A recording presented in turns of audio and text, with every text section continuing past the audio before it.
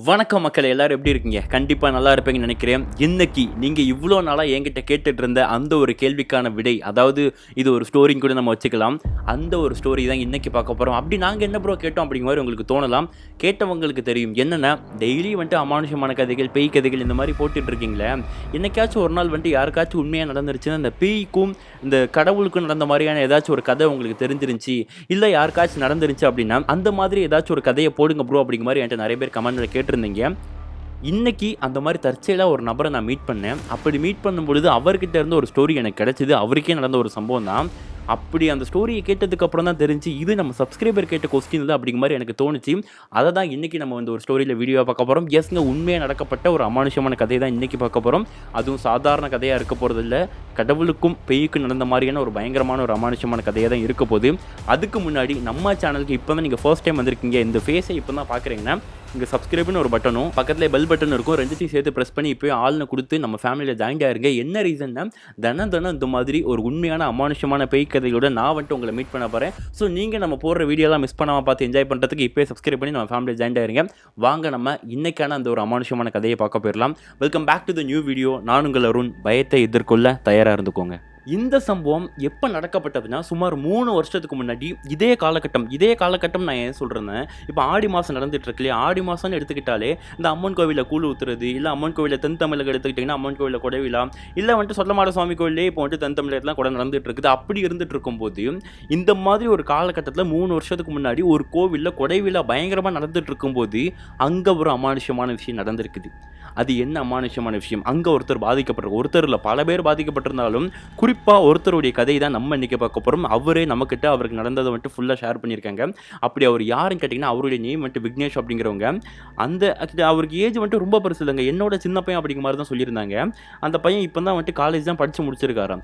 So இது எங்கே நடக்குதுன்னு எக்ஸாக்டாக திருநெல்வேலியிலேருந்து கன்னியாகுமரி போகிற வழியில் இருக்கக்கூடிய ஒரு கிராமத்தில் உள்ள ஒரு சமுதாயத்துக்கு உட்பட்ட ஒரு அம்மன் கோவிலில் கொடைவிழா நடந்துட்டு இருக்குது. அந்த கோவிலில் நடக்கப்பட்ட ஒரு அமானுஷமான விஷயம். ஸோ என்னன்னா, இது நான் எக்ஸாக்டாக எந்த விஷயம், இந்த மாதிரி விஷயம் நான் எதுவுமே சொல்ல போகிறது இல்லை. ஏன்னா இங்கே ஒரு சமுதாயம் அப்படிங்கிறது அந்த நபர் என்கிட்ட சொன்னதுனால, இப்போ ஆல்ரெடி நம்ம திருநெல்வேலின்னு எடுத்துக்கிட்டோம்னா அது ரொம்ப பயங்கரமாக ஜாதி வெறி பிடிச்சி வேறு லெவலில் போய்கிட்டு இருக்குது. நம்ம அந்த டாபிக் போனோம்னா, ஸோ அதனால் இப்படி ஒரு கோவிலில் இருந்திருக்குது. ஏங்க நான் சமுதாயம்ங்கிற வார்த்தையை கொண்டு வந்தேன், இந்த சம்பவத்தினால பாதிக்கப்பட்டார் இல்லையா, அவருக்கும் அந்த கோவிலுக்கும் இந்த சமுதாயத்தை வச்சு ஒரு பிரச்சனை இருக்குது. நம்ம டீட்டெயிலாக பார்க்கலாம். ஸோ இப்படி அந்த கோவிலில் 3 வருஷத்துக்கு முன்னாடி இதே மாதிரி ஆடி மாதம் மாதிரி வந்துட்டு கொடை விழா பயங்கரமாக நடந்துட்டு இருக்குதுங்க. இப்போ கொடை விழா எடுத்துக்கிட்டாலே ஊர் மக்கள் இருப்பாங்க, கோவிலுக்கு சொந்தக்காரங்க, வரிக்காரங்க, டொனேஷன் கொடுத்தவங்க, இந்த மாதிரி எல்லாருமே இருப்பாங்க.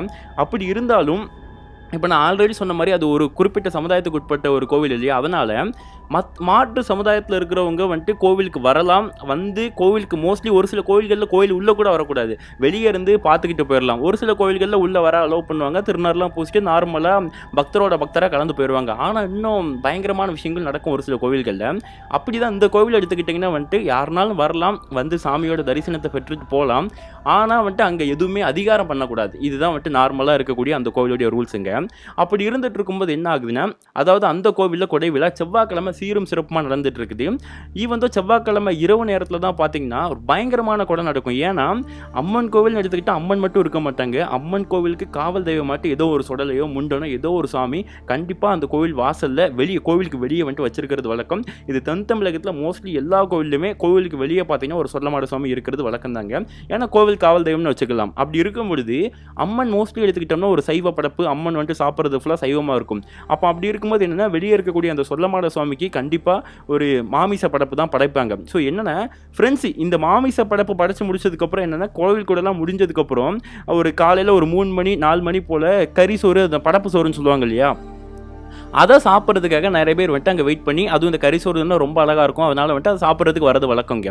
இப்படி ஒரு விஷயத்தை புரிஞ்சுக்கிட்டு அந்த கோவிலுடைய நிர்வாகியோட பசங்க இருக்காங்க இல்லையா, இப்போ வந்துட்டு நமக்கு ஒரு கோவில் இருக்குன்னா நம்ம ஃப்ரெண்ட்ஸை கண்டிப்பாக நம்மளுடைய கோவில் கூடக்கு இன்வைட் பண்ணுவோம் இல்லையா, அப்படி தான் அந்த பசங்க என்ன பண்ணியிருக்காங்க, அந்த ஜாதி மதம் எதுவுமே பார்க்காம அவனுடைய ஃப்ரெண்ட்ஸு 2 பசங்களை வந்துட்டு இன்வைட் பண்ணியிருக்காங்க. அந்த மாதிரி அதில் 2-3 பசங்க வந்திருக்காங்கன்னு வச்சுக்கோங்களேன். அதில் ஒரு பையன் பேர் தான் விக்னேஷ் அப்படிங்கிற அந்த பையன். அந்த பையனுக்கு அந்த சம்பவம் நடக்கும்போது அவன் வந்துட்டு காலேஜில் செகண்ட் இயர் படிச்சுட்டு இருந்திருக்கான். அதே சவுத்தில் தான் ஒரு காலேஜில் செகண்ட் இயர் படிச்சுட்டு இருந்திருக்கான். ஸோ அதனால தான் நான் சொல்ல வரேன், அவனுக்கு வந்துட்டு ரொம்ப சின்ன வயசு, என்னுடையுமே சின்ன பையன் தான் அந்த பையன். ஸோ அப்போ அந்த பையனும் அந்த கோவிலில் தான் இருந்துட்டு இருந்திருக்கான். கோவிலில் மேலே அடிச்சிட்டு இருந்திருக்காங்க. கரெக்டாக என்ன நடக்குதுன்னா, இந்த அம்மனுக்கு வந்துட்டு பூஜையை முடிச்சதுக்கப்புறம் வெளியே சாமிக்கு பூஜை பண்ணுவாங்க இல்லையா, சொல்லமாட சுவாமிக்கு.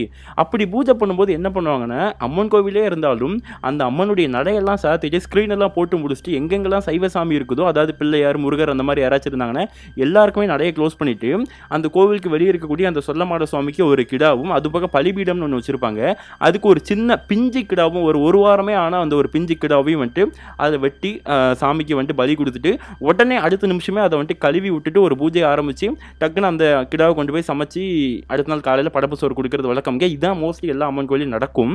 ஸோ அப்படி தான் அந்த கோவிலையும் எனக்கு நடந்திருக்குது. அப்படி நடக்கும்போது என்ன ஆகுது, இந்த பையன் அந்த பையனுக்கே தெரியுது. ஆக்சுவலி என்னன்னா, அந்த பையன் சொல்லும்போது தான் எனக்கு புரியும், அந்த பையன் வந்துட்டு வேற ஒரு ஜாதிக்கார பையன் அப்படிங்கிறதுனால அந்த பையனே வந்துட்டு கோவிலுக்குள்ளே வரல, வெளியே இருந்தால் எட்டி பார்த்துட்டு இருந்திருக்கான். இந்த ஃப்ரெண்ட்ஸ் வந்துட்டு உள்ளவாடான்னு கூப்பிட்டு அந்த பையன் வராமல் ஏதோ ஒரு தயக்கத்தோட அந்த பையனுக்கு ஏதோ ஒரு தயக்கம் இருந்திருக்குது. ஓகே, ஏன்னா அந்த கோவிலில் எல்லா பேர்லையுமே வந்துட்டு அந்த ஜாதியுடைய பேரை போட்டு வச்சிருக்காங்க, இந்த ஜாதிக்கு உட்பட்டது அப்படிங்கிற மாதிரிலாம் போட்டு வச்சிருக்காங்க. மேபி அவனுக்கு ஃபியூச்சரில் மேபி அம்மா அப்பா சொல்லியிருக்கலாம், இந்த மாதிரிலாம் பண்ணக்கூடாதுன்னு யாரோ சொல்லியிருக்கலாம் போல. அந்த தயக்கத்தோட அந்த பையன் கோவிலுக்கு வெளியே இருந்தது அந்த பூஜையெல்லாம் பார்த்துட்டு இருந்திருக்காங்க. அப்படி பார்த்துக்கிட்டு இருக்கும்போது என்ன ஆகுது, இந்த கிடாவெல்லாம் வெட்டி முடிக்கிறாங்க, அந்த பிஞ்சு கிடாவும் வெட்டி முடிக்கிறாங்க. அப்படி கிடாவெல்லாம் வெட்டி முடிக்கும் போது எல்லாருமே அமைதியாக வாயை பொத்திட்டு அமைதியாக இருந்துட்டு இருக்காங்களாங்க. அப்படி அமைதியாக இருந்ததுக்கப்புறம் என்ன ஆகுது, உடனே அந்த பூஜையை பண்ணி முடிச்சுட்டு கிடாவெல்லாம் அப்ரூவ் படுத்தி க்ளீன் பண்ணி விடுவாங்க பாருங்கள்.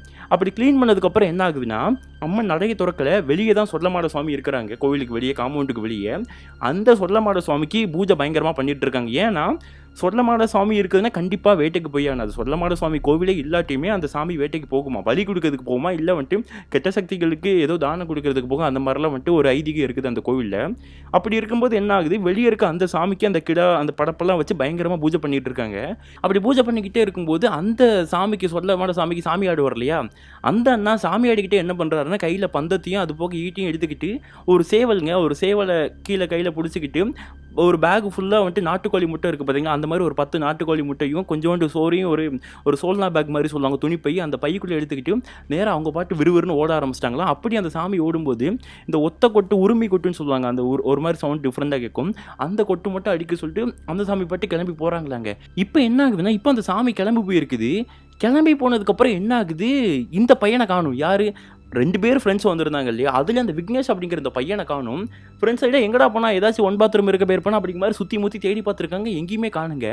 அதுக்கப்புறம் தான் என்னன்னு சொல்லிட்டு கேட்டிங்கன்னா, அந்த பையன் அந்த மோஸ்ட்லி வந்துட்டு என்னென்னா, சாமி வேட்டைக்கு போகும்போது யாருமே குறுக்க போகக்கூடாது, குறுக்க போனால் ரத்தம் வந்து எடுத்து செத்துருவாங்க, இந்த மாதிரி நிறைய விஷயங்கள் வந்துட்டு உலகத்தில் அதாவது தென் தமிழகத்தில் இருந்துகிட்டு இருக்குங்க. அப்படி இருக்கும்போது அந்த பையன் என்ன பண்ணியிருக்கான், அந்த சாமிக்கு பின்னாடி ஒரு மாதிரி கையெல்லாம் விரிச்சிட்டு அந்த சொல்லமாட சாமி வேட்டைக்கு போகிறாங்க, அவங்க பின்னாடி ஒரு மாதிரி பயங்கரமாக அலறிட்டு ஓடி இருக்கானாங்க, இப்படி கையை பிடிச்சி நீட்டிட்டு ஓடி இருக்கான். இதை பார்த்து அந்த பையனுடைய ஃப்ரெண்டு இருக்கான் பாருங்க, அந்த கோவில் நிர்வாகத்தோட அந்த பசங்க, அவங்க அது போக கூட வந்து இன்னொரு ஃப்ரெண்டு எல்லாரும், டேய் பாடுறான் விக்னேஷ் அங்கே போயிட்டு இருக்கான், சாமிக்கு முன்னாடி போய் பிடிங்கடா அப்படிங்கிற மாதிரி சொல்ல, இப்போ தம்பி யார் தம்பி அந்த பையன் இப்படி சாமிக்கு முன்னாடி போயிட்டு இருக்கான், அவனை கூட்டுவாங்கன்னு சொல்ல, இப்போ இவங்க எல்லாரும் ஓடி போயிட்டு அந்த பையனை பிடிக்க போயிருக்காங்க. அப்படி பிடிக்க போனால் அந்த பையன் ஒரு மாதிரி டிஃப்ரெண்ட்டாக ரியாக்ஷன் கொடுத்துட்டு இருக்கானாங்க.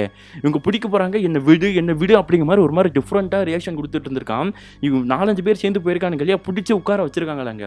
அப்படி எங்கே உட்கார வச்சிருக்காங்கன்னா, வெளியே சாப்பிட்றதுக்கு ஒரு டேபிள் போட்டு வச்சுருக்காங்க, கோவிலுக்கு வெளியே பந்தல்லாம் போட்டு அந்த இடத்துல அவனை பிடிச்சி உட்கார வச்சுருக்காங்க. சாமி இந்த சலங்கையெல்லாம் கட்டிட்டு ஜல்லுன்னு சொல்லிட்டு நட்டு சாமா 12-1 மணிக்கு மேலே இந்த மாதிரி ஊருக்குள்ளே வேட்டைக்கு போயிட்டு இருக்காங்களாங்க. அப்படி வேட்டைக்கு போனதுக்கப்புறம் என்ன ஆகுது, இந்த பையனை பார்த்துட்டே உனக்கு என்னாச்சடா, ஏன்டா இந்த மாதிரி பண்ணிட்டு இருக்கேன் அப்படிங்கிற மாதிரி மற்ற பசங்களாம் அந்த விக்னேஷை பார்த்து கேட்டிருக்காங்க. அப்படி விக்னேஷை பார்த்து கேட்டும் விக்னேஷ்டேருந்து எந்த பதிலும் இல்லை. என்னை விடு, நான் போகணும், என்னை விடு, எனக்கு பசிக்குது, எனக்கு நான் போகணும், என்னை விடு. இதை தவிர்த்து அந்த பையன் வேறு எதுவுமே சொல்லியாங்க.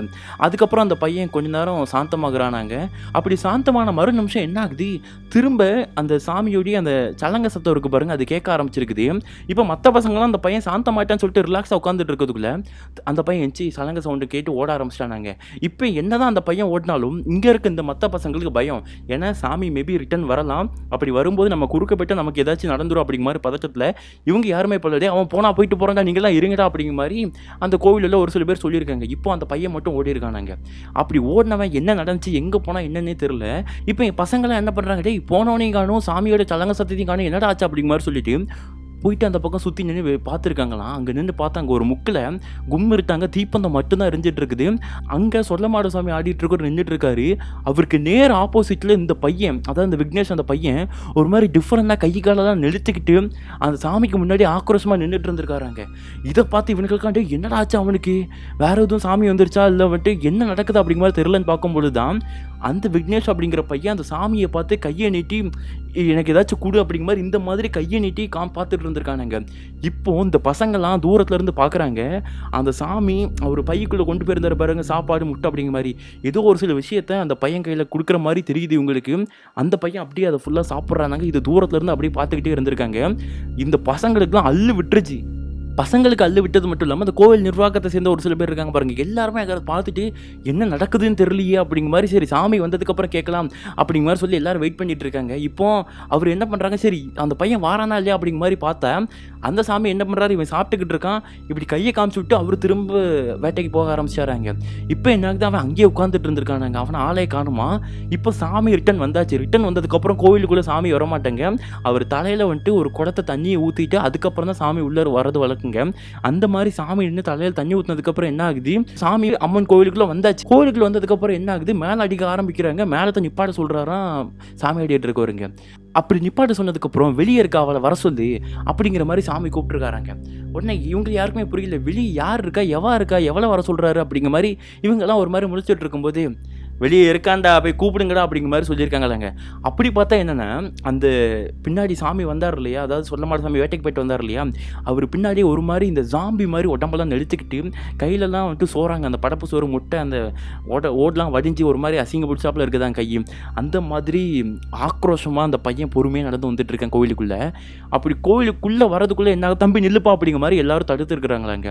தடுத்ததுக்கப்புறம் என்ன ஆகுது, இந்த சாமி, இந்த சொல்லமாட சாமி என்ன சொல்கிறாருன்னா, அவனை உள்ளே வர சொல்லு, அவனுக்கு நான் வடை கொடுத்தே ஆகணும், அவன் அப்பா அம்மா யார் அப்படிங்கிற மாதிரி அவர் கேட்டிருக்காராம்.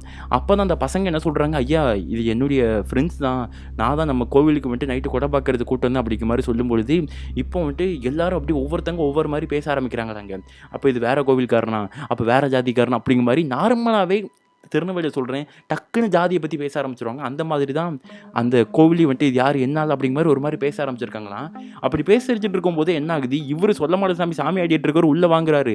ஆனால் அந்த கோவிலில் சொல்லமாட சாமி முக்கியமானவர்கள், அம்மன் கோவில் தான் முக்கியமானது, அம்மன் கோவிலை சேர்ந்தவங்க தான் முக்கியமானவங்க இல்லையா. அவங்களாம் என்ன சொல்கிறாங்க, இல்லை அவன் யாருன்னு தெரியாது, இப்போ புதுசாக வந்து சாமி ஆடிட்டு இருக்கான், எல்லாரும் அவனை சாமி ஆடிட்டு இருக்குன்னு நினச்சிட்டாங்க.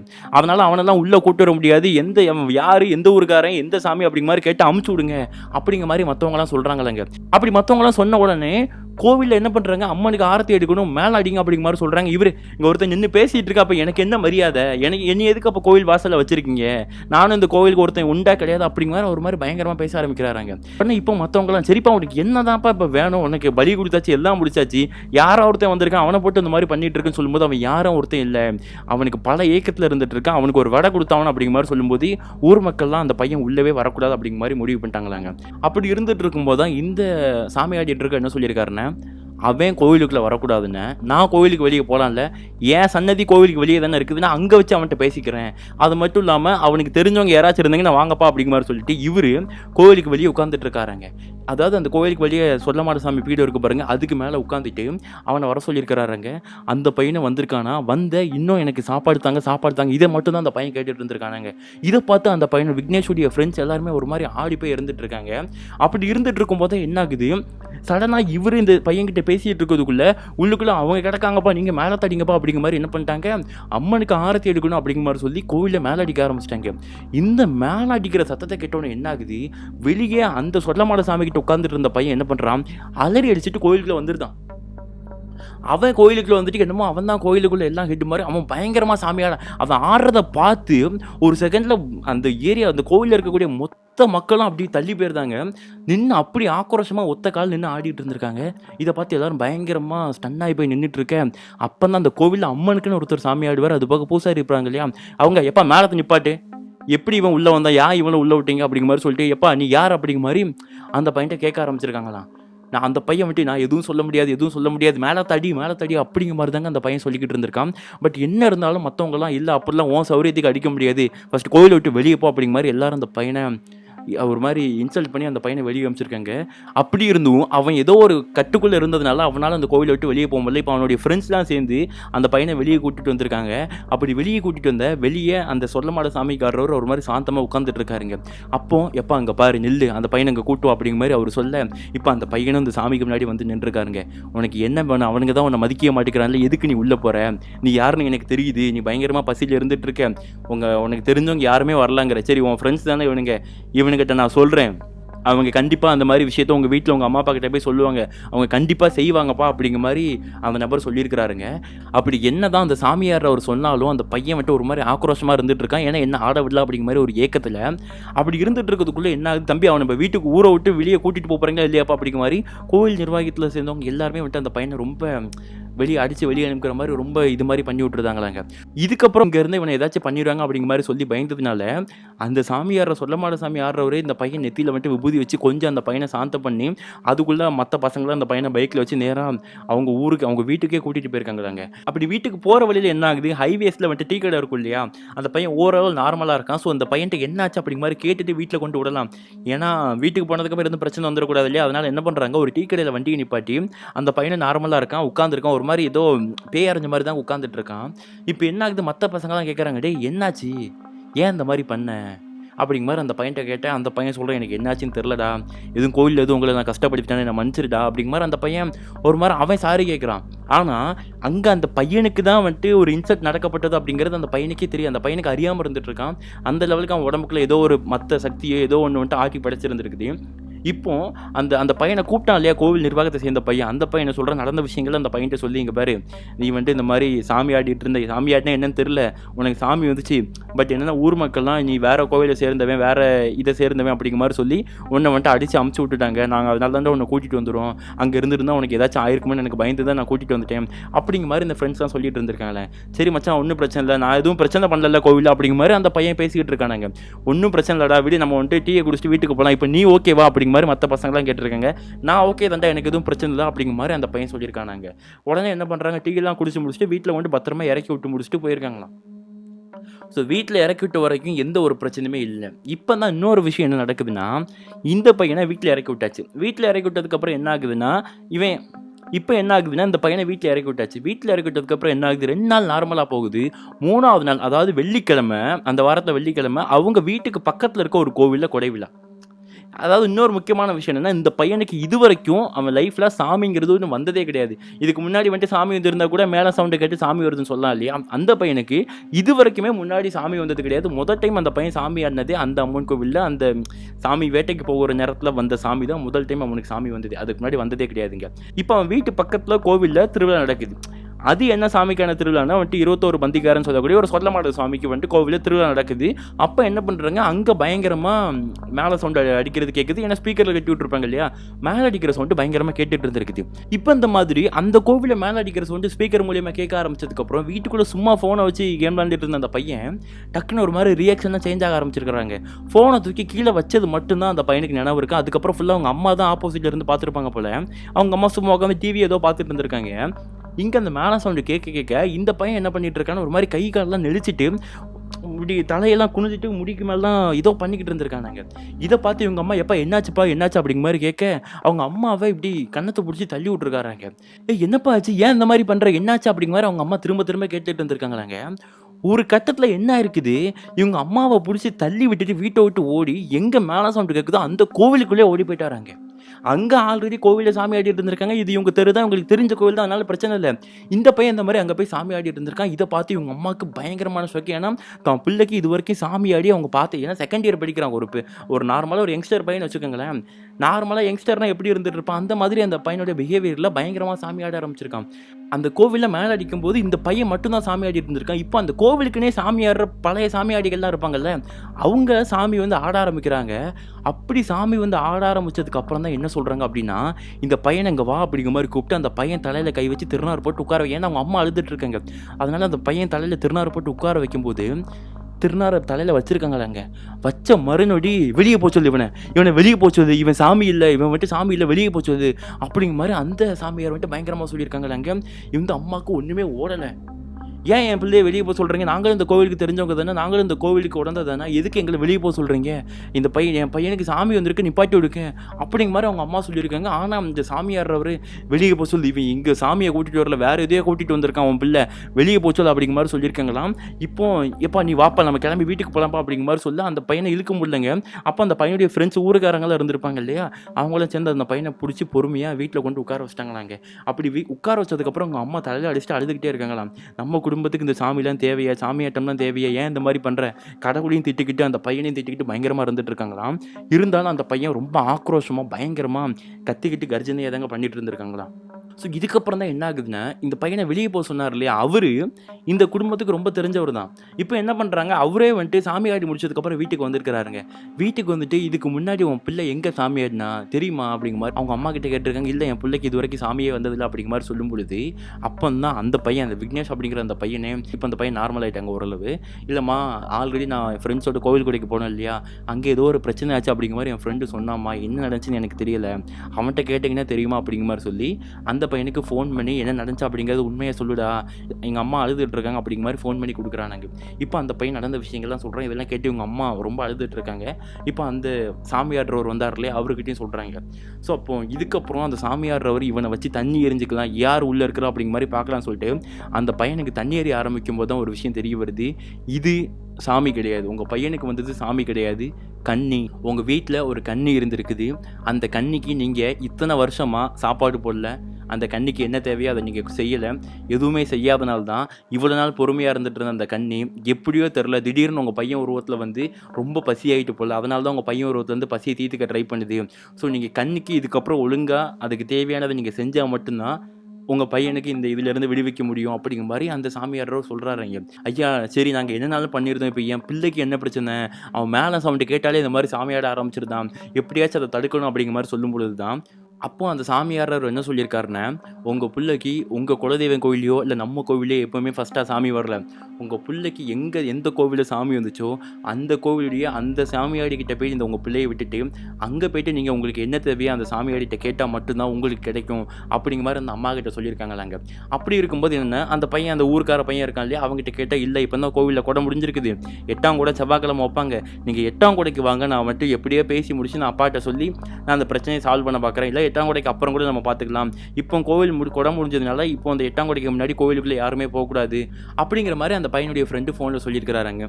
சரி தம்பி நான் செவ்வாய்க்கிழமை கூட்டிட்டு வந்துடுறேன், அது வரைக்கும் என் பிள்ளையை நான் பத்திரமா பார்த்துக்கிறேன் அப்படிங்கிற மாதிரி அவங்க அம்மா சொல்லியிருக்காங்களாம். ஸோ இதோட இந்த கன்னி இந்த சாமி இந்த பிரச்சனைலாம் முடிஞ்சுன்னு அவங்க அம்மா நினச்சிட்டு இருக்கேன். அப்போ தான் அன்னைக்கு ராத்திரிங்க, அதாவது அந்த வெள்ளிக்கிழமை ராத்திரி இன்னொரு சம்பவம் ஆரம்பிக்குது. அது என்னன்னு சொல்லிட்டு கேட்டேன். இப்போ அதே மாதிரி அந்த பக்கத்தில் இருக்க கோவில்லையும் வெள்ளிக்கிழமை, அதுவும் சொர்ணமாட சுவாமிக்கு அம்மன் கோவிலே சாமி வேட்டைக்கு போகுது, சொர்ணமாட சுவாமி கோவில் வெளியே இருக்கிற சாமி. அப்படி இருக்கும்போது இது சொர்ணமாட சுவாமி கோவில், இந்த சொர்ணமாட சுவாமி கோவிலில் சொர்ணமாடன் சொடலை போவார், மாடம் போவது, அது போக வந்துட்டு இருக்கிற எல்லா சாமியுமே வேட்டைக்கு போகும். ஸோ இந்த மாதிரி டைமில் பையன் அந்த கோவிலுக்கு போனால இந்த மேலே சவுண்டு கேட்டாலும் ஏதாச்சும் ஒரு பிரச்சனையார் அப்படிங்கிற விஷயம் அவங்க அம்மாவுக்கு தெரியாமல் இருந்திருக்குது. ஸோ இதனால தான் என்ன ஆகுது, அன்னைக்கு ராத்திரி அந்த பையன் வந்துட்டு சீக்கிரமாக அவங்க அம்மா நீ தூங்குடா அப்படிங்கிற மாதிரி தூங்க வச்சுருக்காங்க. அப்படி தூங்கினாலும் என்ன ஆகுதுன்னா, சாமி வேட்டைக்கு போகிற அந்த சுடுகாட்டுக்கு போகிற வழி இவங்க வீட்டை தாண்டி தாங்க நடந்து போகணும். ஸோ அப்போ இவங்க அம்மா தான் பையன் தூங்கிடணும் முழிக்கக்கூடாது அப்படிங்கிற மாதிரி சொல்லிட்டு அவங்க அம்மா அந்த வீட்டு வாசலில் சாமிக்கு முன்னாடியே வந்துட்டு உட்காந்துட்டு இருந்திருக்காங்க, கதவை பூட்டிட்டு உட்காந்துட்டு இருக்காங்களாங்க. அப்போ தான் என்ன ஆகுது, இப்போ அந்த உரிமை அடிக்கிற சவுண்டு திரும்ப கேட்க ஆரம்பிக்குது. நைட்டு 12 மணிக்கு சாமி மையானத்துக்கு போக ஆரம்பிக்கிறது விஷயம் அவங்க அம்மாவுக்கு தெரிய வருதுங்க. இப்போ தான் பிள்ளை எழுந்திரக்கூடாதுன்னு சொல்லிட்டு தான் பிள்ளையை பார்த்துக்கிட்டு இருந்திருக்காங்க. அப்படி பார்த்துக்கிட்டு இருக்கும்போது தான் இவங்க வீட்டுக்கு முன்னாடி தானே சாமி வேட்டைக்கு போக சொன்னேன், அப்படி வேட்டைக்கு போகும்போது ஜில்லு ஜில்லு ஜில்லு அப்படிங்கிற மாதிரி அந்த சலங்க சவுண்டு கேட்க ஆரம்பிச்சிருக்குது. இந்த சலங்க சவுண்டை கேட்ட மறு நிமிஷம் இவங்க அம்மா பிள்ளையை திரும்பி பார்த்துருக்காங்க, பிள்ளையை காணும். எங்கடா போனான்னு சொல்லிட்டு பார்த்தா முன்னாடி கேட்டில் உங்கள் அம்மா உட்காந்துருக்கிறத பார்த்துட்டு பையன் அந்த பின்வாசல் கேட்டை வந்துட்டு திறக்கிறதுக்காக ஓடி பின்வாசல் கேட்டை திறக்க ட்ரை பண்ணியிருக்காங்க. அப்படி திறக்க ட்ரை பண்ணது என்ன ஆயிடுச்சு, இவங்க அம்மா ஓடி போய் அந்த பையனை எப்போ இரி அப்படிங்கிற மாதிரி அந்த பையனை வந்துட்டு பிடிச்சி இறுக்கி வைக்கிறாங்க.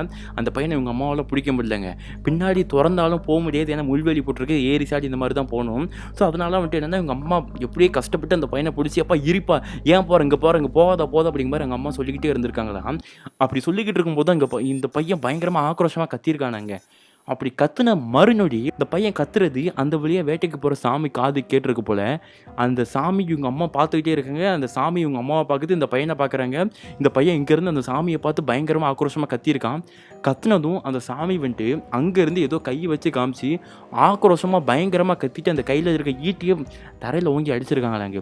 அடுத்த மறுநொடி என்ன ஆகிட்டுனா அந்த பையன் அப்படியே அந்த இடத்துலேயே வந்துட்டு ஒரு மாதிரி உட்காந்துட்டு பயங்கரமாக ஏங்கி அழ ஆரம்பிச்சிருக்கிறாரு. அவர் அழுததை தான் பிள்ளை தான் கண்ணு முன்னாடி இப்படி உட்காந்து அழுதை என்ன பண்ண தெரியாமல் துடிச்சு போன அவங்க அம்மா நேராக வீட்டுக்குள்ளே வராங்க. வீட்டுக்குள்ளே வந்துட்டு குலதெய்வம் கோயிலுடைய விபூதி இருக்குது பாருங்கள், அதை எடுத்து தான் பையன் நெத்தியில் வச்சுட்டு, எப்பா தயவுசெய்து இங்கே வாப்பா, வீட்டுக்குள்ளே வந்துருப்பா, சாமிகளே எதுக்கு இருக்கிறீங்க, என் பிள்ளைக்கு இந்த மாதிரி நிலமை நான் வரணுமா, என் கண்ணால் நான் பார்க்கணுமா, தயவுசெய்து என் பிள்ளையை காப்பாற்றுங்க அப்படிங்க மாதிரி வேண்டுறாங்க.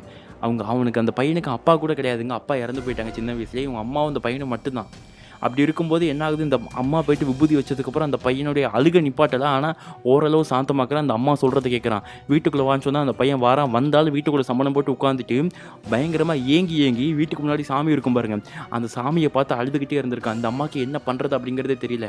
இப்போ உங்கள் அம்மா என்ன பண்ணுறாங்க, வெளியே இருக்கிற பூட்டியும் பயங்கரமாக பூட்டிட்டு வீட்டுக்கு முன்னாடி முன்வாசலையும் பயங்கரமாக பூட்டிட்டு நேராக கோவிலுக்கே போயிருக்காங்க. கோவிலுக்கு போயிட்டு அங்கே இருக்கக்கூடிய முக்கியமான ஆட்கள்கிட்ட என் பையன் இந்த மாதிரி பண்ணிகிட்டு இருக்கான், எனக்கு என்ன பண்ணுறதுன்னு தெரியல அப்படிங்கிற மாதிரி பயத்தோடு சொல்லி இருந்திருக்காங்களாம்.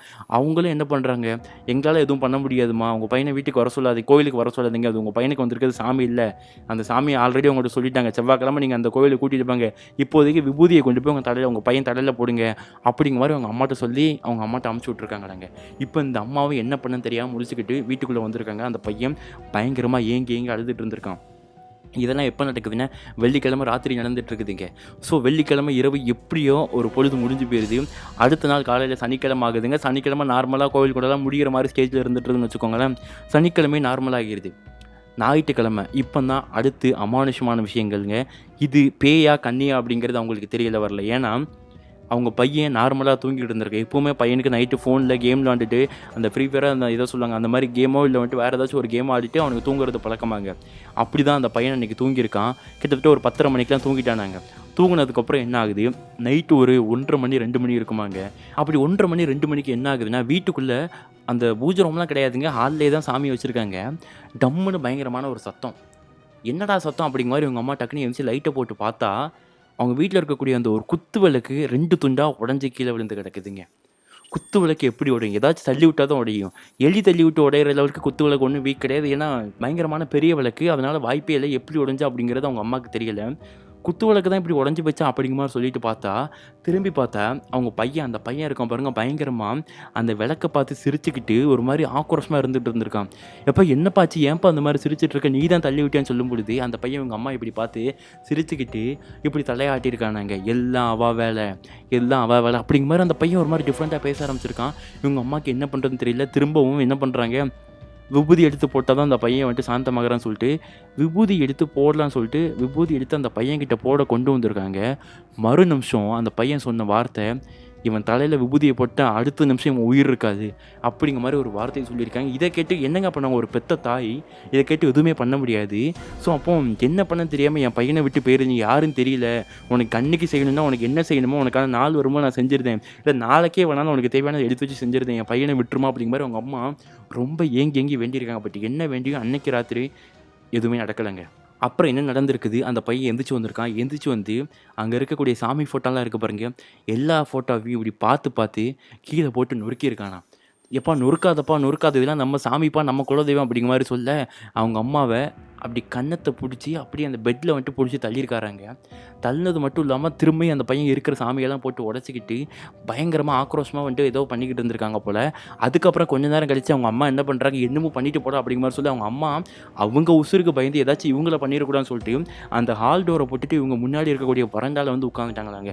அவங்களால வேறு என்ன பண்ணுறதுனே தெரியல. இப்போ இந்த மாதிரி எல்லாமே கைமீறி போய்கிட்டு இருக்குது. செவ்வாய்க்கிழமை வரைக்கும் உங்கள் அம்மாவால் வெயிட் பண்ண முடியுமா அப்படிங்கிறது தெரியல. இந்த மாதிரி ஒரு சுச்சுவேஷன் இருக்கும்போது அவங்க அம்மா என்ன பண்ணுறாங்க, வேறு வழி இல்லை, நம்ம வந்துட்டு நம்ம அண்ணனுக்கு கால் அவங்க அம்மாவுடைய அண்ணன் இருக்காங்க பாருங்கள், அவங்களுக்கு நம்ம கால் பண்ணி ஏதாச்சும் ஹெல்ப் கேட்கலாம். அவங்க என்ன நினச்சாங்கன்னா, தான் பிள்ளைக்கு இந்த மாதிரி ஒரு விஷயம் நடந்தது அப்படிங்கிறது யாருக்கும் தெரியக்கூடாது, சொந்தக்காரங்களுக்கு அப்படிங்கிற மாதிரி நினச்சிட்டு இருந்திருக்காங்க. பட் இருந்தாலும் இப்போ வேறு யாரும் இல்லை, அந்த அம்மாவுக்கு ஹஸ்பண்டை யாருமே இல்லை இல்லையா. ஸோ அதனால் வேறு வழி இல்லாமல் தான் அண்ணனுக்கு நைட்டு கால் பண்ணியிருக்காங்க. அவங்களும் ஃபோன் எடுத்துகிட்டு என்னம்மா சொல்கிறது இல்லை முதலே சொல்கிறது இல்லையா, சரி இரு ஒன்றும் பிரச்சனை இல்லை, நைட்டு வரைக்கும் எப்படியாச்சும் பார்த்துக்கோ, காலையில் எனக்கு தெரிஞ்ச ஒரு சாமியார் இருக்கார் நான் கூட்டிகிட்டு வரேன் அப்படிங்கிற மாதிரி அந்த அண்ணன் சொல்லியிருக்காங்களாங்க. காலையில் வரைக்கும் அந்த அம்மா வீட்டுக்குள்ளேயே போல் வெளியே தான் இருந்திருக்காங்க. காலையில் அந்த அண்ணன் சாமியாரோட வந்ததுக்கப்புறம் தான் வீட்டுக்குள்ளே வந்திருக்காங்களாம். அப்படி வீட்டுக்குள்ளே வந்துட்டு பார்த்தா என்ன ஆகுது, வீட்டு கதவை திறக்கிறாங்க. உள்ளுக்குள்ளே எல்லாமே ட்ரெஸ்ஸுலேருந்து தலைவாணி பெட்டு எல்லாமே பிஞ்சு, சாமி ஃபோட்டோ எல்லாமே வந்துட்டு அலங்கோலமாக இருந்துட்டு இருக்குதுங்க. என்னப்பா இப்படி வீட்டை பண்ணி வச்சிருக்கா அப்படிங்கிற மாதிரி அவங்க அம்மா கேட்க, அந்த பையன் நார்மலாக எதுவுமே தெரியாத மாதிரிங்க நார்மலாக ஏம்மா நான் எங்கம்மா பண்ணேன், என்னம்மா வீடெலாம் இப்படி இருக்குது, ஏம்மா இப்படி இருக்குது அப்படிங்கிற மாதிரி அந்த பையன் எதுவுமே தெரியாத மாதிரி கேட்டிருக்கான். இப்போ என்ன ஆகுது, இவங்க அம்மா இங்கே பாருங்க என் பிள்ளை இப்படி இருக்கான்னு சொல்லிட்டு அவங்க அம்மா திரும்ப கண்ணீர் விட்டு அழ ஆரம்பிச்சிட்டாங்க. அவங்க அம்மாவால் அந்த இடத்துல சொல்லவே முடியல. ஏன்னா தான் பிள்ளை தான் இந்த மாதிரி எல்லாத்தையும் பண்ணா அப்படின்னு சொன்னேன், அந்த பையன் ஏதாச்சும் நினச்சிருவானா அப்படிங்கிற மாதிரி பதட்டத்தில் அப்படி இவங்க அம்மா டபுள் மைண்டில் அங்கேருந்து யோசிச்சுக்கிட்டு கண் கலங்கி நின்றுட்டு இருக்கும்போது இதை பார்த்த அந்த பூசாரியும் வந்திருக்க அந்த அம்மாவுடைய அண்ணனும் என்ன பண்ணுறாங்க, புரிஞ்சுக்கிறாங்க. ஓகே இது எல்லாத்துக்கும் இந்த பையனும் இந்த பையன் உடம்புக்குள்ளே இருக்கக்கூடிய ஏதோ ஒரு விஷயம் கெட்ட சக்தி தான் காரணம் அப்படிங்கிற மாதிரி அவங்க 2 பேரும் புரிஞ்சுக்கிறாங்க. சரிம்மா நீங்கள் அழாதீங்க எல்லாம் நாங்கள் பார்த்துக்குறோம் அப்படிங்கிற மாதிரி அவங்க அந்த பூசாரி சொல்ல, இப்போ அந்த பையன் என்னன்னா இவங்க அம்மாவை பற்றி ஏமா அழுற, இது எல்லாத்தையும் நான் தான் பண்ணேனா, எனக்கு ஏதோ கண்ணி இருந்திருக்கு அப்படிங்கிற மாதிரி ஃப்ரெண்ட்ஸ் தான் சொன்னாங்க.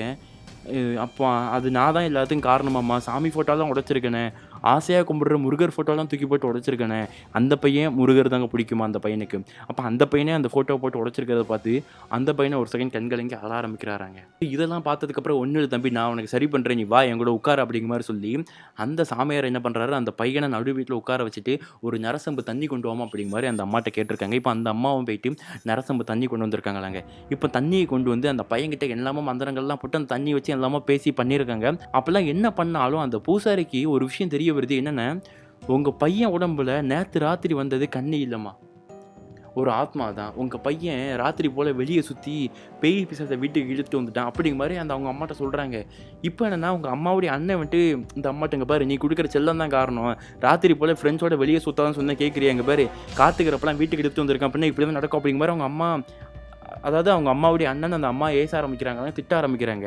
இதுக்கப்புறம் என்ன ஆகுது, இப்போ அந்த பூசாரி எப்போ ஒரு நிமிஷம் இருங்கப்பா அப்படிங்கிற மாதிரி சொல்லிட்டு இப்போ அந்த பூசாரி இன்னொரு விஷயத்தையும் சொல்ல வராருங்க. என்னென்ன இங்கே பாரு உங்கள் பையன் ராத்திரி போல் வெளியே சுற்றினதுனால ஆத்மா காத்துக்கிறப்ப இழுத்துட்டு வரல, உங்கள் பையன் உடம்புக்குள்ளே புகுந்திருக்க அந்த கண்ணி தான் உங்கள் பையன் உடம்புக்குள்ளே ஈஸியாக ஆத்மா வரதுக்கு வழிவகுத்துட்டு இருக்குது. ஸோ இந்த கண்ணியை விரட்டினா மட்டும்தான் உங்கள் பையன் உடம்புக்குள்ளே வேறு எந்த புதுசாக ஆத்மாவை வந்துட்டு புகுறாமல் உங்கள் பையனை வந்துட்டு நீங்கள் பத்திரமா உயிரோட காப்பாற்ற முடியும் அப்படிங்கிற மாதிரி ஒரு விஷயத்த சாமியார் சொல்லிட்டு போகிறாரு. இதெல்லாம் வந்துட்டு கேட்குறதுக்கே அந்த அம்மாவுக்கும் எல்லாத்துக்குமே வந்துட்டு வித்தியாசமாக விசித்திரமாக இருக்குதுங்க.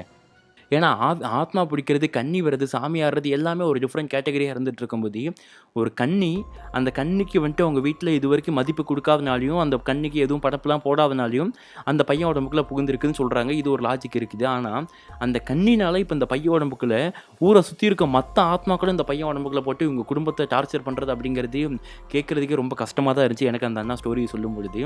அதுக்கப்புறம் தான் இதுக்கு என்ன தான் விட அப்படிங்கிற மாதிரி கேட்கும் பொழுது இப்போ அந்த சாமியார் என்ன சொல்கிறாருன்னு, உங்கள் பையனுக்கு என்ன நடந்துச்சு அப்படிங்கிற மாதிரி ஃபுல்லாக டீட்டெயிலாக கேட்டுட்டு இப்போ அவரும் அதே தாங்க சொல்லியிருக்காரு. எந்த கோவிலில் எங்கே வச்சு உங்கள் பையனுக்கு ஃபஸ்ட்டு இந்த மாதிரி சாமியாடுற மாதிரி ஏதோ ஒரு சிம்டம்ஸ் வந்துச்சோ அங்கே தான் நீங்கள் கூட்டிகிட்டு போகணும், அந்த சாமியால் மட்டும்தான் உங்கள் பையனை குணப்படுத்த முடியும் அப்படிங்கிற மாதிரி அந்த அம்மாட்ட சொல்லியிருக்காங்கல்லங்க. சரின்னு சொல்லிட்டு எப்படியோ வந்துட்டு அந்த ஒரு நாள் அந்த திங்கட்கிழமை தாண்டுற வரைக்கும் இந்த பையனுக்கு எந்த ஒரு கெட்ட சக்தியும் பிடிக்காத லெவலுக்கு ஒரு மந்திர கட்டு அந்த பையன் மேலே போட்டு ஒரு கையில் வந்துட்டு ஒரு தாயத்தை கட்டி விட்டுட்டு அந்த சாமியார் கிளம்பி போயிருக்காருங்க. அப்படி போனதுக்கப்புறம் இப்போ செவ்வாய்க்கிழமை இந்த அம்மா, அந்த பையன், அந்த பையனுடைய ஃப்ரெண்ட்ஸு, அந்த கோவில் சேர்ந்த அந்த ஃப்ரெண்ட்ஸையும் இந்த அம்மாவுடைய அண்ணன் எல்லாருமே சேர்ந்து அந்த ஒரு கோவில் அம்மன் கோவிலுக்கு போயிருக்காங்க. 8ஆம் கூட நடக்கும்போதுங்க. அப்படி கோவிலில் 8ஆம் கூட நடந்துக்கிட்டு இருக்குது. இந்த பையன் சாந்தமாக நார்மலாக தாங்க இருந்துகிட்ருக்கான். கையில் வந்துட்டு காப்பு கட்டி இருக்கிறதுனால, காப்பு மீன்ஸ் அந்த ஒரு தாயத்து மாதிரி ஒரு விஷயத்தை அந்த சாமியார் கட்டி விட்ருக்கனால இப்போ அதே மாதிரி 8ஆம் கூட நடந்துட்டு இருக்கும்போதே கோவிலுக்கு வெளியே இருக்க அந்த கருப்பு சாமி இருக்கு இல்லையா, அதாவது வந்துட்டு சொல்லமாட சாமி, அந்த சொல்லமாட சுவாமிக்கு இந்த மாதிரி ஆரத்தி எடுக்க வராங்க. அப்படி எடுக்க வரும்போது ஆல்ரெடி இதுக்கு முன்னாடி ஆடினவர் இப்போ திரும்ப சாமியாட ஆரம்பிக்கிறாரு. அப்படி சாமியாடிட்டு இருக்கும்போது என்ன ஆகுது, இந்த அம்மா தான் பிள்ளையை கூட்டிகிட்டு வந்துட்டு, சாமி நீங்கள் தான் வந்துட்டு வடை கொடுக்கணும், இந்த ஒரு வாரம் நான் பட்ட கஷ்டம் வந்துட்டு எனக்கு எப்படி சொல்கிறதுன்னு தெரியல, உங்ககிட்ட கூட்டிட்டு வந்தால் நீங்கள் கருணை காட்டினா மட்டும்தான் என் பிள்ளை குணமாகும் அப்படிங்கிற மாதிரி எல்லாரும் சொல்லிட்டாங்க, நீங்கள் தான் இதுக்கு வடை கொடுக்கணும் அப்படிங்கிற மாதிரி அந்த சாமி ஆடிட்டு இருக்கவர்கிட்ட, சொல்லமாட சாமிக்கு ஆடிட்டு இருக்கவர்கிட்ட இந்த அம்மாவும் மற்றவங்களாம் சேர்ந்து சொல்கிறாங்கல்லங்க. அப்படி சொன்னதுக்கப்புறம் என்ன ஆகுது, இப்போ மற்ற அந்த கோவிலை சேர்ந்தவங்களாம், இந்த பையன் நம்ம அன்னைக்கே அடித்து பற்றினோம் இல்லையா, இப்போ இதுக்கு திரும்ப கூட்டிகிட்டு வந்திருக்காங்கன்னு சொல்லும்போது இப்போ இந்த பையனுடைய ஃப்ரெண்டு அந்த கோவிலை சேர்ந்தவங்க இருக்காங்க இல்லையா, அவனுடைய அம்மா அப்பாவும் சேர்ந்து என்ன பண்ணுறாங்க சொல்கிறாங்க, இல்லை இவங்க எங்கள் வீட்டுக்கு வந்திருந்தாங்க, நமக்கு ரொம்ப தெரிஞ்சவங்க தான், பையன் ரொம்ப ஒரு பயங்கரமான கெட்ட சக்தியில் பாதிக்கப்பட்டிருக்கான் போல், நம்ம கோவிலில் தான் வந்துட்டு அந்த பையனை வந்துட்டு காப்பாற்ற முடியும் அப்படிங்கிற மாதிரி எல்லாரும் சொல்லியிருக்காங்க. கொஞ்சம் எல்லோரும் பொறுமையாக இருங்க, அதை அந்த வெளியே வச்சு நான் அந்த சாமிக்கிட்ட பார்த்துட்டு அவங்க பேசிட்டு கிளம்பி போயிடுவாங்க, கோயிலுக்கு உள்ளெல்லாம் வரமாட்டாங்க, நீங்கள் எதுவும் கோவப்படாதீங்க அப்படிங்கிற மாதிரி அவங்க அந்த ஊர் மக்களை கொஞ்சம் சாந்தப்படுத்துகிறாங்களாங்க.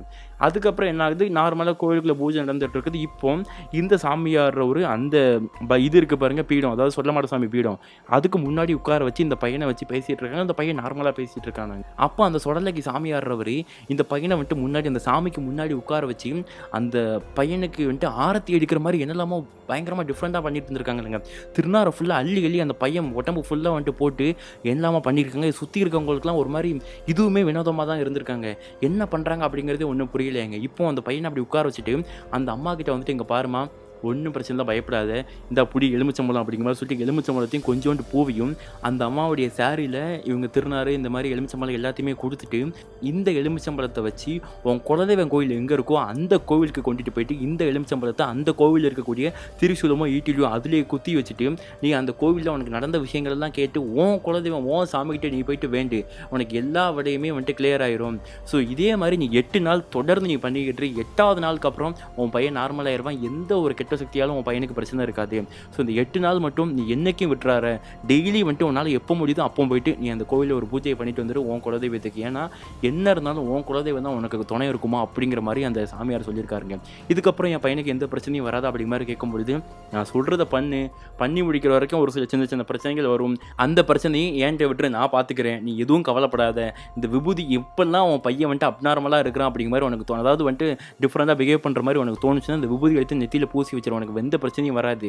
ஸோ 8 நாள் இந்த பூஜையை நீ தொடர்ந்து உன் குலதெய்வம் கோயிலில் போய் நீ பண்ணன உனக்கு எல்லா பிரச்சனையும் சரியாயிரும் அப்படிங்கிற மாதிரி சொல்லி அனுப்புனது மட்டும் இல்லாமல், அங்கே பார்த்துக்கோ, நல்ல உங்கள் வீட்டில் ஒரு கன்னி பல வருஷத்துக்கு முன்னாடி இறந்து போயிருக்காங்க, அவங்களுக்கு நீங்கள் செய்கிற சடங்கை பாதியில் விட்டதுனால தான், நீங்கள் விட்டுருக்க மாட்டேங்க, உங்கள் முன்னோர்கள் செய்கிறத விட்டுருப்பாங்க, அதனால தான் இது இப்போ தொடர்ந்து நடந்துகிட்டு இருக்குது. நீங்கள் வருஷம் என்ன பண்ணுங்கள், இதுக்கப்புறம் இன்னையிலேருந்தே ஆரம்பிச்சிருங்க.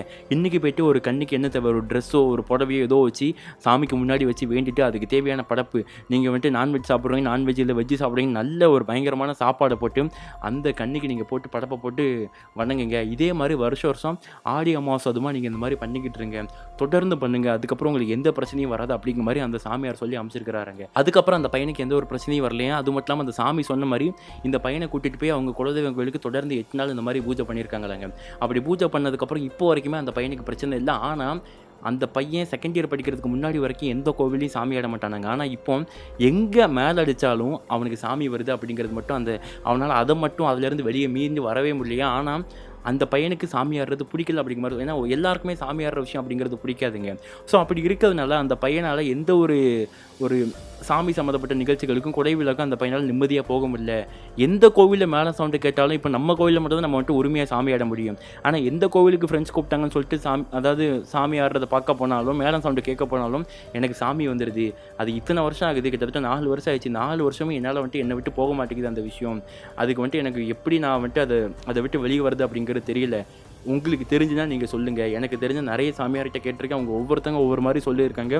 யார் சொன்ன பரிகாரத்தை பண்ணி எனக்கு வந்துட்டு சரியாக மாட்டேங்குது அப்படிங்கிற மாதிரி அந்த நபர் சொல்லியிருக்காங்க. ஸோ வீடியோ பார்க்குறதுல உங்களுக்கு தெரிஞ்சு உங்கள் அப்பா அம்மா இல்லை வந்துட்டு உங்கள் தாத்தா யாராச்சும் சாமியாடுறவங்க இருக்கலாம், இல்லை உங்களுக்கு தெரிஞ்சவங்க யாராச்சும் கோவிலில் வந்துட்டு பெரிய இடத்துல இருக்கலாம். ஸோ அப்படி இருக்கவங்ககிட்ட நீங்கள் இந்த ஒரு வீடியோவை சொல்லி கேட்டு ஜஸ்ட் இந்த ஒரு விஷயத்தையாச்சும் கேட்டு இந்த வீடியோவில் கமெண்ட் பண்ணுங்கள். ஒருத்தர் சாமி ஆடிட்டு இருக்காரு, அவருக்கு இதுக்கப்புறம் சாமி ஆடுறதுக்கு விருப்பம் இல்லை, கோவிலுக்கு எல்லாரும் மாதிரியும் போயிட்டு சாமி கும்பிட்டுட்டு வரணும் அப்படிங்கிற மட்டும் தான் விருப்பமாக இருந்துட்டு இருக்குது. மேலே சவுண்டு கேட்டாலே சாமி வருது, இதுக்கப்புறம் சாமி ஆட வேண்டாம்னு நினைக்கிறாரு. அவர் என்ன பண்ண இந்த விஷயத்துலேருந்து வெளியே வரலாம் அப்படிங்கிறத தயவு செய்து கீழே கமெண்ட் பண்ணிட்டு போங்க. இப்படி ஒரு சம்பவம் நடந்ததாட்டு அந்த நபரே, அதாவது விக்னேஷ் அப்படிங்கிற அந்த நபரை நம்மக்கிட்ட வந்துட்டு இன்ஸ்டாகிராம் பேஜ் மூலிமா ஷேர் பண்ணியிருந்தாங்க.